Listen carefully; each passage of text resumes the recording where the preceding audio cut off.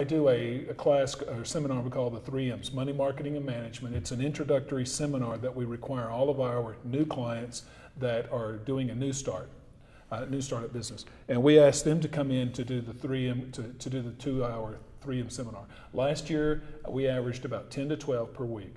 This year, starting the very beginning of the year, we averaged about 20 to 24. Wow. I think we may be seeing a trend that is starting to slow back down some. But I need to see several weeks of it to really know. But up until just recently, we've been right at that average, pretty close. We need to come and visit. Gosh, we do. We have some things to talk about. Well, it's pretty typical. It really is. I guess the one thing I knew, I grew up thinking that if you don't have the money, you can't do something. You can't do it. And that's unfortunate to think that way, because then it cuts off a lot of your opportunities. And the other side of it is, just because you have an opportunity, and most people call it an idea.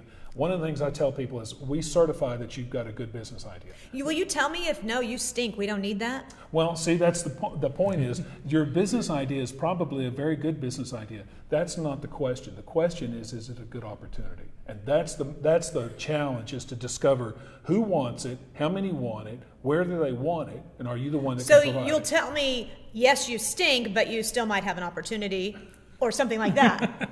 Well, yeah, sure. As far as I can tell right now, you don't. Thank you.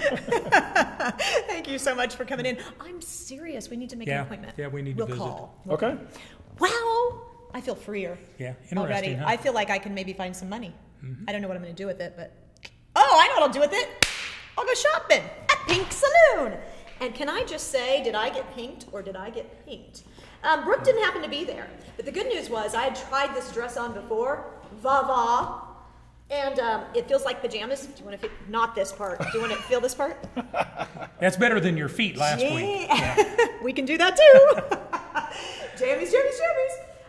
Jewelry. These you can look at, but I'm going to buy them, so they won't be there when you go. Anyway, I want to say thank you to Pink Saloon, Douglas and Oliver. I'm wearing their clothes, and I love it. I love it. I love it. Thanks, Brooke. Go shopping. I'm done. Okay. We'll be right back.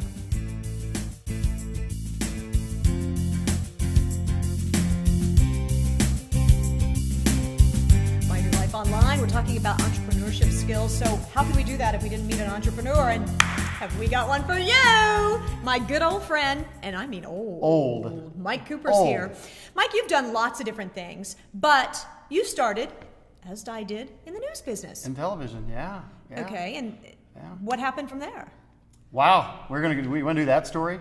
Well, kind of. Of all the entrepreneurs in this city, I'm the one. Well, yeah, because Just out of curiosity, Go from TV of the crew to- around here, how many did you break into this business? Well, dang near all of us. we started together doing early morning news in 1986. That's when I got there. The two guys back behind the camera, I either worked with or hired. And I think there's about 4 people in this building that I've been involved with in TV. I think in some that way or does another. say that at least we have some kind of skill set. Apparently. I don't know what it's good for, but like you went from TV production Right.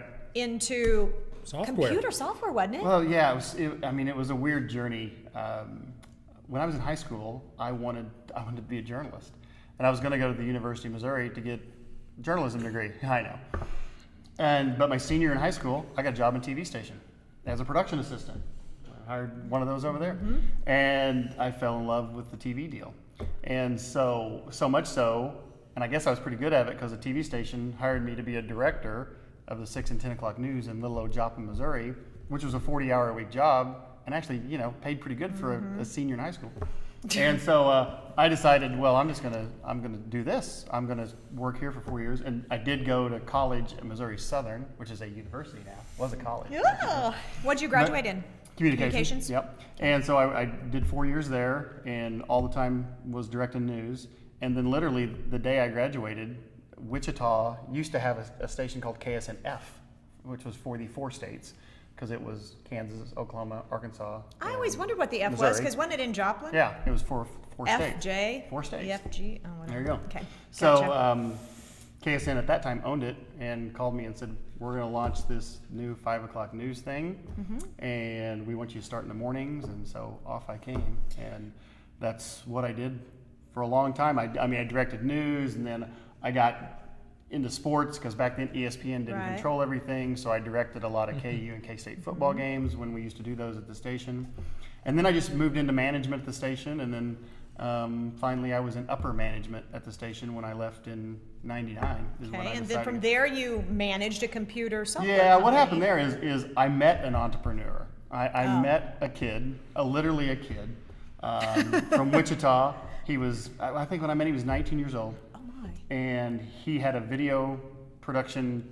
It was online training. It was video-based online training, and they had developed, him and a couple of engineers at WSU had developed a simulation engine that did conversation. So they were doing soft skills for the corporate world, which meant they were doing teaching and coaching and interviewing skills, negotiating, all that kind of stuff. And we developed a great relationship because he was using Channel 3's video production equipment. Remember, we moved them into the basement. Oh, Remember when they were in yeah. the basement? Well, you know, I watched him and watched what he was doing and watched kind of the lifestyle he had. I mean, you know, own hours, no bosses. You know, these kids The came dream. to work every day in shorts. They rode the skateboards in the basement of the station. And We called them the geeks, pretty but, cool. you know. Now, obviously, they were incredibly brilliant Yeah. guys. But what got my attention was at the ripe old age, I think of 21 or 22, he took his little company that had 11 employees, and over 5 years had made about $1 million, but hadn't made any money. He got a big publisher, Harcourt Brace, to buy him for, I think, 18 or 19 million. Wow.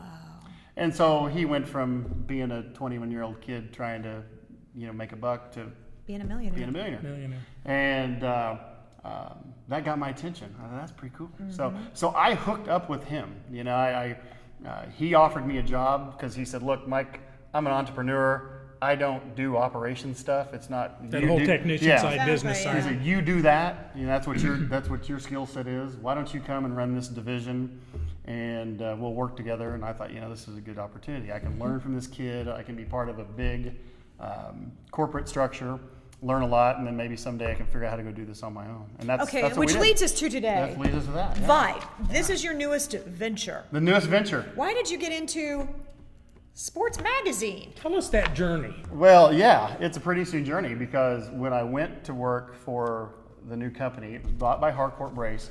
They merged us into a company called NetG, which is a global training provider. I mean, they serve the Fortune 100, huge company.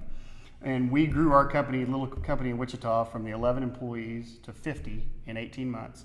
And we went from that first $1 million in revenue to about 18 in that same time. Because we just started building titles, because that's what they didn't have. They had 4 or 5 titles when I was there. Are they still in- corporate learning experiences. Are they titles. still in business? Yeah, they are. Under the name NetG? And NetG is still around.